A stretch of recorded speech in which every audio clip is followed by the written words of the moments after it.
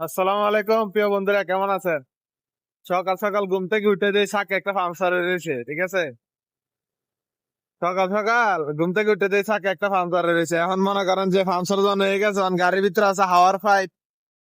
তো এই হাওয়ার ইয়ে থেকে লাগাই দিছি, গাড়ি স্টার্ট দিয়ে দিছি, ফুল রেসের ভিতরে দিয়ে দিছি, ঠিক আছে। এখন হাওয়ার পাইপে যে মনে করেন যে হাওয়া যাইতেছে, হাওয়া দিতেছে এখন চাকার ভিতরে।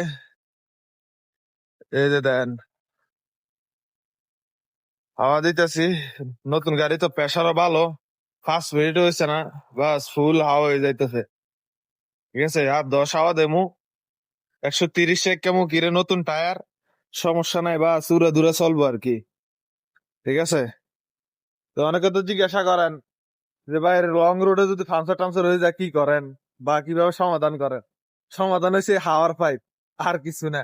আর যদি ফুটতে যায় তাহলে তো গেলে, আর না গেলে মনে করেন যে হাওয়ার পাইপ দিয়া বা হাওয়াটাও দিয়া সামনে কোনো মাথা থাকলে ফাল্টাই লই, যদি চলার মতো হয় তাহলে তো চালাই গেলাম, আর না চালার মতো যদি হয় সাথে সাথে চেঞ্জ করে লাই, ঠিক আছে। এই আর কি অবস্থা। আর পঙ্কি রাষ্ট্র মনে করেন যে অনেকদিন যাবত গোসল করেনি এটারে, ঠিক আছে। আজকে দিয়ে গোসল করাইতাম পারিনি এটারে, অনেকদিন যাবত গোসল টোসল করেনি। মেঘ বৃষ্টি হয়েছে, অবস্থা একদম খারাপ পুরা গাড়ি। নতুন গাড়ি অনেক পুরানোর মতো লাগে, ঠিক আছে। এই আর কি অবস্থা। তো এই শিকল গুলা মাইরে মনে হয় যে মাল গুলা বান্ধিয়ে নিতে হয় আর কি। 8 পিস মাল উঠছে গাড়ির ভিতরে।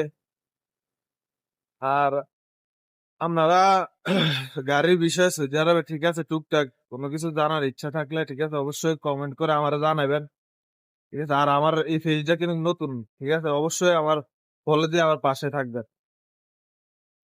কিছু বুঝছেন, সমস্যা নাই। কমেন্ট করুন, অবশ্যই সাথে সাথে রিপ্লাই পাইবেন, ঠিক আছে। আর